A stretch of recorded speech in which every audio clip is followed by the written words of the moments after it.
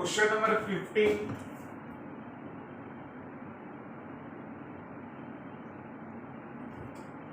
Page number 12। Question number 15 page number 12। You are furnished the following information in respect of Navneet Limited which has undergone internal reconstruction. Balance sheet के liability में दिया equity share of 10 each, 8% preference share of 100 each, 9% debenture, accrued interest on above bank overdraft, accrued interest on above और creditors. Asset side में fixed asset है, patent है, investment है, उसके bracket में मार्केट वैल्यू दिया है, सन्ड्री डेटर्स है, अदर करंट असेट है और प्रॉफिट एंड लॉस अकाउंट है। अब असेट साइड में जो प्रॉफिट एंड लॉस अकाउंट है कंपलसरी राइट ऑफ करेंगे। ये क्वेश्चन में एक नया बात ये है कि कैपिटल रिडक्शन अकाउंट ऑलरेडी बना के दिया है, तो कैपिटल रिडक्शन अकाउंट में कुछ एंट्रीज लिखी है, तो उस एंट्रीज के हिसाब से अपने को इसमें जाना है। नेक्स्ट पेज पे बैंक अकाउंट भी बना के दिया है, तो बैंक अकाउंट के हिसाब से भी अपने को सोचना पड़ेगा। और लास्ट में पूछा है pass the journal entry and prepare the balance sheet. Capital reduction account already prepared है, तो वो अपने को बनाने का जरूरत नहीं है। अब एंट्री सीक्वेंस वाइज जाएगा। सबसे पहले कैपिटल रिडक्शन अकाउंट के क्रेडिट साइड में जर्नल एंट्री नंबर 1 है, जहां पे लिखा है बाय इक्विटी शेयर। तो अब इस एंट्री को हम लोग पढ़ेंगे, यहां से एक जर्नल एंट्री बनाएंगे। तो कैपिटल रिडक्शन अकाउंट के क्रेडिट में है, इसका मतलब कैपिटल रिडक्शन अकाउंट क्रेडिट हो चुका है, तो इक्विटी शेयर डेबिट हो जाएगा। मतलब entry will be equity share capital account debit to capital reduction और अमाउंट 3,50,000। कैपिटल रिडक्शन के क्रेडिट में है, तो कैपिटल रिडक्शन क्रेडिट हो गया, तो इक्विटी शेयर डेबिट हो गया। उसके बाद entry number 2 capital reduction account के क्रेडिट में दिया है bye preference share.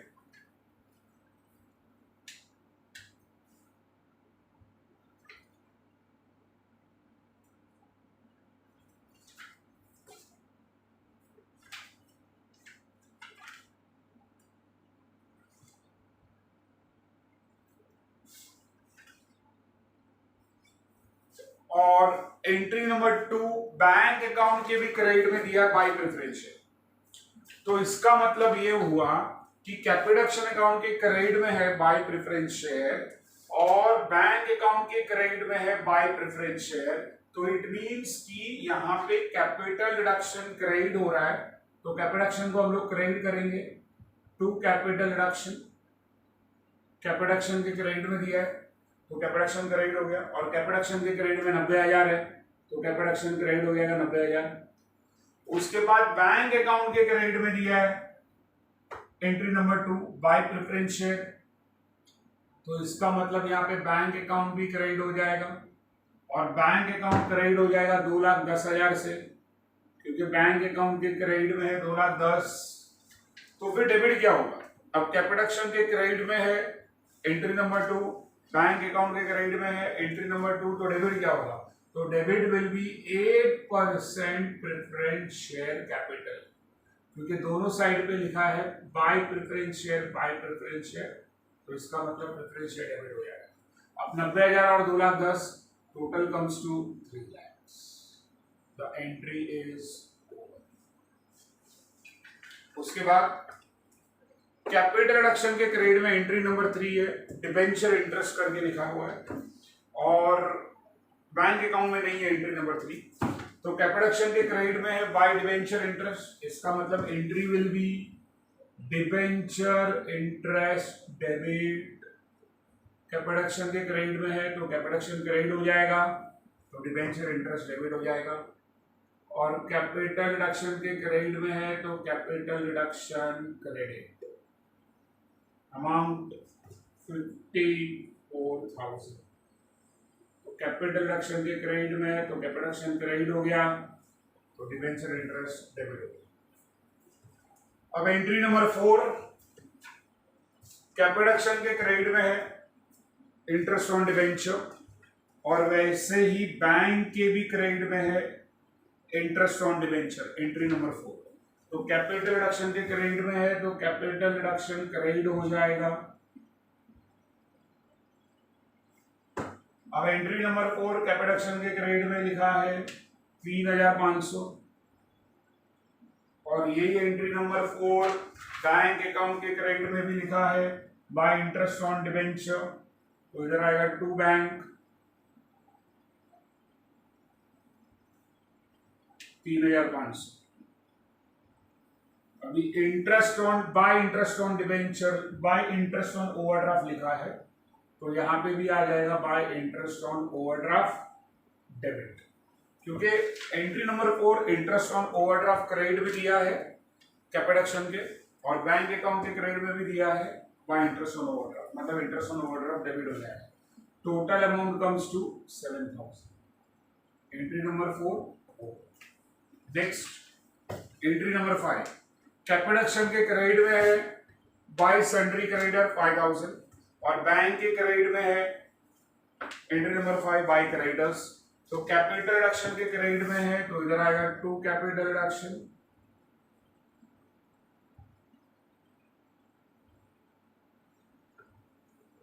$5000 entry number 5 है। और वैसे ही बैंक के क्रेडिट में भी है बाय क्रेडिटर्स, तो बैंक के क्रेडिट में तो बैंक भी क्रेडिट हो जाएगा, तो बैंक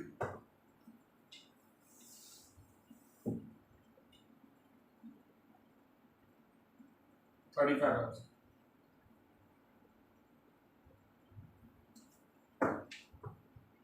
तो डेबिट क्या होगा, तो बाय क्रेडिटर्स लिखा है एंट्री नंबर 5 में बाय क्रेडिटर्स, इसका मतलब creditors account will be debit. Total 5000 35,000 that comes 40,000, entry number 5 हो। एंट्री नंबर 6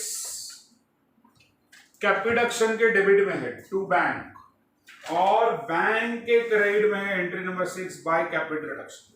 तो कहीं से भी हम लोग पढ़े एंट्री नंबर 6, सपोज कैपिटल से पढ़ते हैं तो कैपिटल के डेबिट में है टू बैंक, तो इसका मतलब कैपिटल रिडक्शन अकाउंट डेबिट और टू बैंक, ऐसे एंट्री बन जाएगा।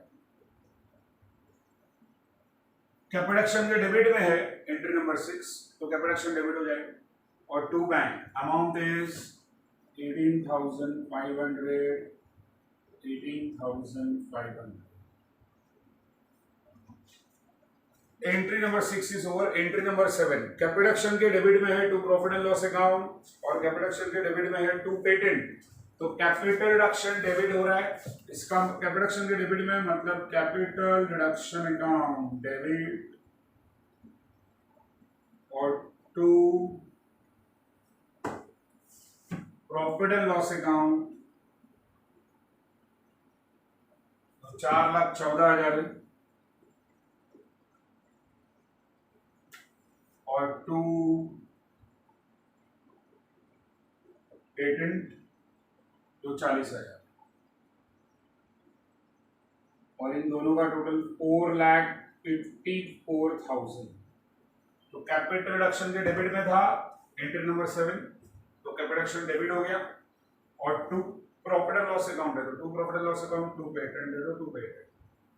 एंट्री नंबर 8 कैपिटल के डेबिट में है टू इन्वेस्टमेंट, और बैंक अकाउंट में एंट्री नंबर 8 दिया हुआ है, बैंक अकाउंट के डेबिट में दिया है एंट्री नंबर 8 टू इन्वेस्टमेंट। तो इसका मतलब ये हुआ कि कैपिटल रिडक्शन के डेबिट में है तो कैपिटल रिडक्शन अकाउंट डेबिट हो जाएगा, एंट्री नंबर 8 कैपिटल रिडक्शन के डेबिट में है तो कैपिटल अकाउंट डेबिट हो जाएगा। तो एंट्री नंबर 8 कैपिटल के डेबिट में 5,000 है, और एंट्री नंबर 8 बैंक के भी डेबिट में है तो बैंक अकाउंट भी डेबिट हो जाएगा। अब बैंक के डेबिट में एंट्री नंबर 8 है 27,500,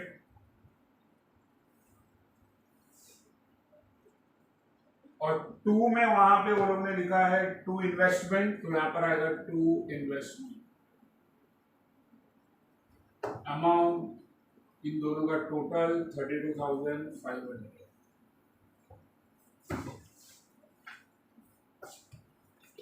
entry number 8 is over. Entry number 9, capital reduction के डेबिट में दिया है 2 सन्ड्री डेटर्स और 2 फिक्स्ड एसेट। तो कैपिटल रिडक्शन के डेबिट में है तो capital reduction account debit to sundry debtors 15,000 और 2 फिक्स्ड एसेट 10,000। 15 और 10 25,000। कैपिटल के डेबिट में कैपिटल डेबिट हो गया 2 debtors 2 fixed asset. Entry number 9 is over. Entry number 10 जो 11 के नाम से दिया हुआ है बैंक अकाउंट के डेबिट में, वो एंट्री नंबर 10 है। 11 के नाम से जो दिया है बैंक अकाउंट के डेबिट में, वो एंट्री नंबर 10 है।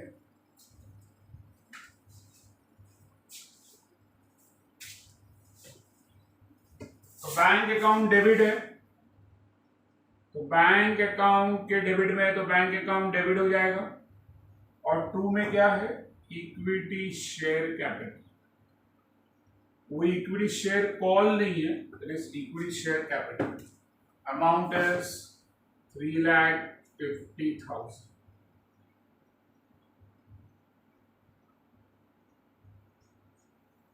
एंट्री नंबर 11 पे पूरा सम जो है वो खत्म हो जाता है। अभी आगे कोई एंट्री नहीं है, 10 एंट्री पे सम खत्म हुआ है। अब वो लोग ने नीचे बैलेंस शीट भी बनाने के लिए अपने को बताया है, तो now we have to prepare the balance sheet of this. और बैलेंस शीट हम लोग बनाएंगे vertical format.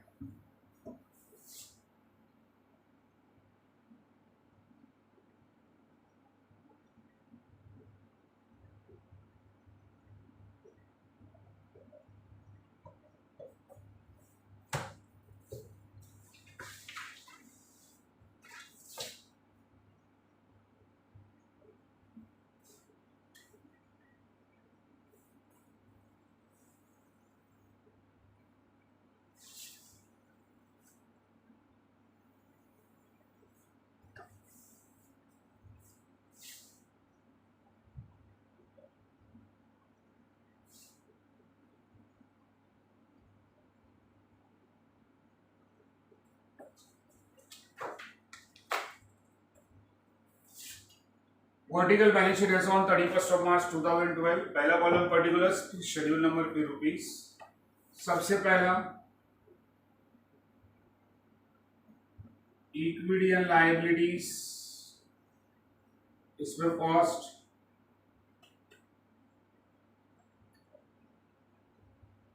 Share holder fund, इसमें कॉस्ट, शेयर कैपिटल जिसके लिए हम लोग वर्किंग नोट नंबर 1 बनाते हैं। तो working note number 1 will be for share capital.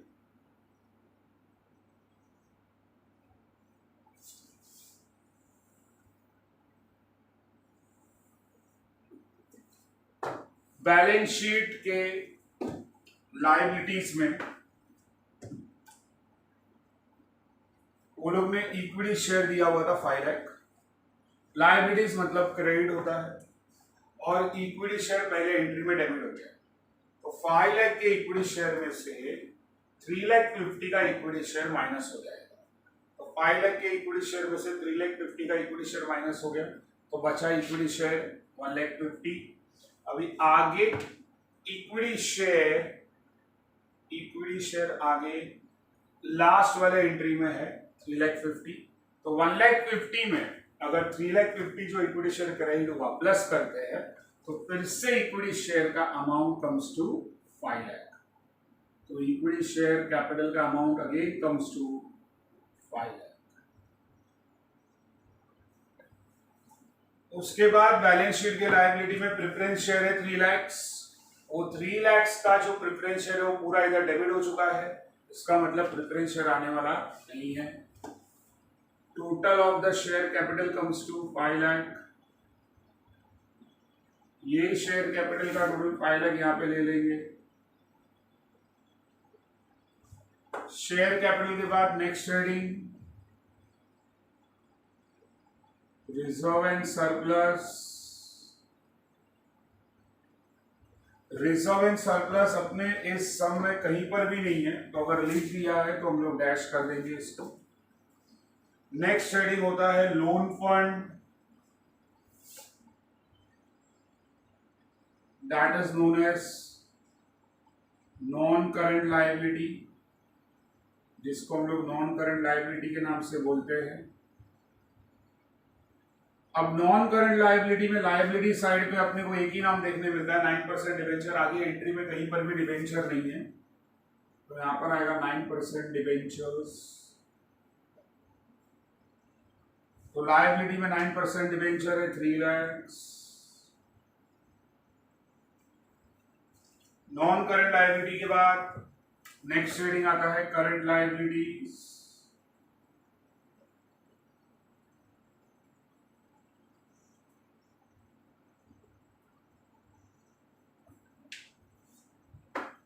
Current liabilities के लिए हम लोग बनाते हैं वर्किंग नोट नंबर 2।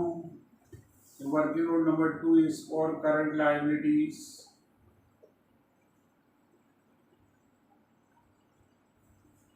अब लायबिलिटी साइड पे अक्रूड इंटरेस्ट करके दिया हुआ है, अक्रूड इंटरेस्ट ऑन अबाउ, मतलब अक्रूड इंटरेस्ट ऑन डिबेंचर है लायबिलिटी साइड में 54,000।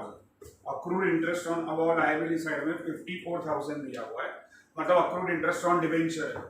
अक्रूड इंटरेस्ट ऑन डिबेंचर मतलब डिबेंचर इंटरेस्ट जो इधर डेबिट हो चुका है। अभी 54,000 उधर लायबिलिटी में मतलब क्रेडिट में है और 54,000 इधर डेबिट हो गए, तो उधर क्रेडिट इधर डेबिट सामने सामने कैंसिल हो जाता है।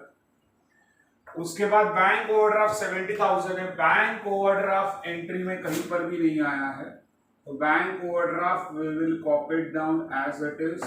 बैंक ओवरड्राफ्ट एंट्री में कहीं पर भी नहीं है, तो सेम अमाउंट 70,000 आएगा। अक्रूड इंटरेस्ट ऑन अबाउ 7,000 है, मतलब अक्रूड इंटरेस्ट ऑन ओवरड्राफ्ट है वो, तो accrued interest on overdraft, accrued interest on overdraft 7,000 उधर क्रेडिट में है, लायबिलिटी मतलब क्रेडिट, और ये 7,000 इधर डेबिट हो चुका है इंटरेस्ट ऑन ओवरड्राफ्ट, तो सामने सामने कैंसिल हो जाएगा, वो भी नहीं आएगा। सन्ड्री क्रेडिटर 40,000 था, तो क्रेडिटर 40,000 इधर डेबिट हो चुका है, इसका मतलब क्रेडिटर भी नहीं आएगा, तो total of current liability comes to 70,000।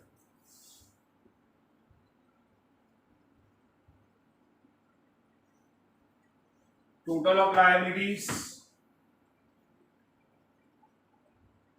8,70,000। Next asset, asset में पहला heading non current asset, non current asset में पहला heading fixed asset,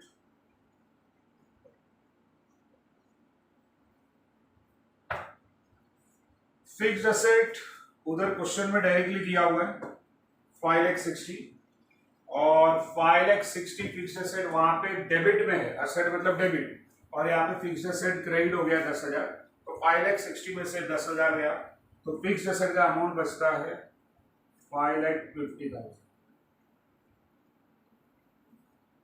fixed asset के बाद उधर पेटेंट है 40,000 असेट साइड में, तो पेटेंट एंट्री में क्रेडिट हो चुका है 40,000, तो पेटेंट उधर असेट में मतलब डेबिट में है 40,000, और यहाँ पे पेटेंट क्रेडिट है 40,000, तो सामने सामने कैंसिल हो जाता है।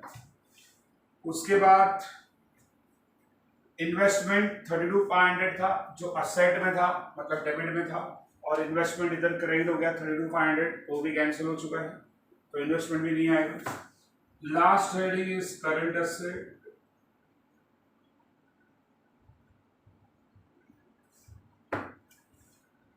Current asset other current asset के नाम से दिया हुआ है 1,64,500, और एंट्री में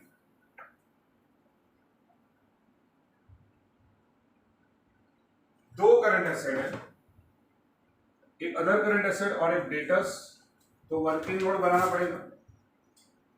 current asset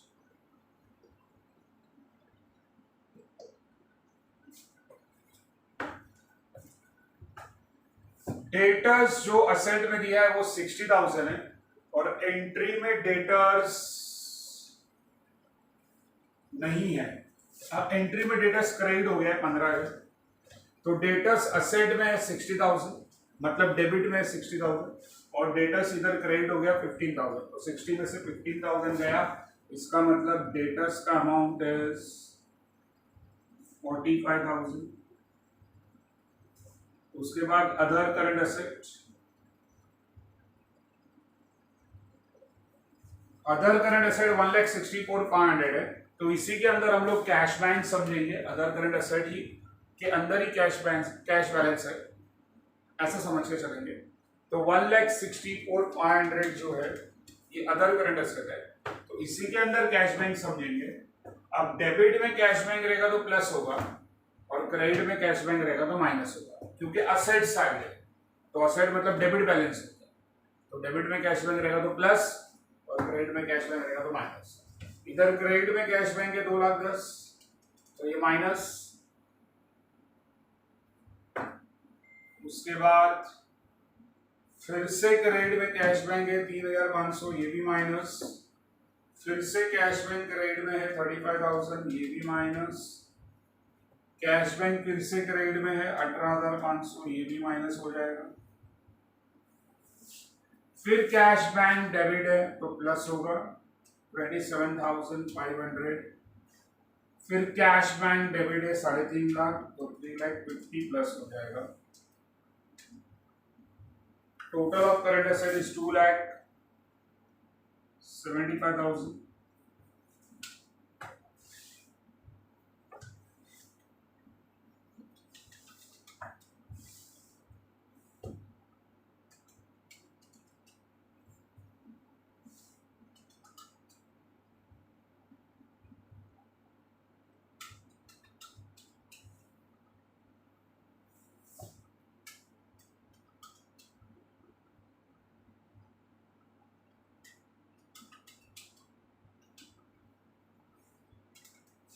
Let us check one more time. Other current asset 1,64,500. Cash bank credit 2,10,000 minus हो जाएगा। कैश बैंक 3,500 क्रेडिट माइनस हो जाएगा। कैश बैंक 35,000 क्रेडिट माइनस हो जाएगा। कैश बैंक 18,500 क्रेडिट माइनस हो जाएगा।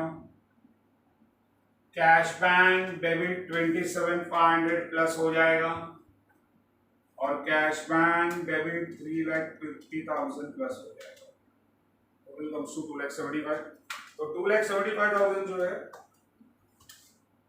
ये अदर करंट एसेट का टोटल है, तो 2,75,000 प्लस वो 45,000 अगर हम करते हैं,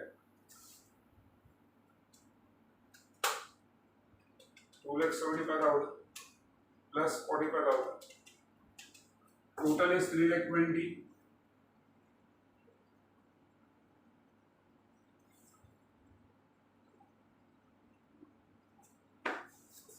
$3,20,000 करंट एसेट का टोटल हो गया।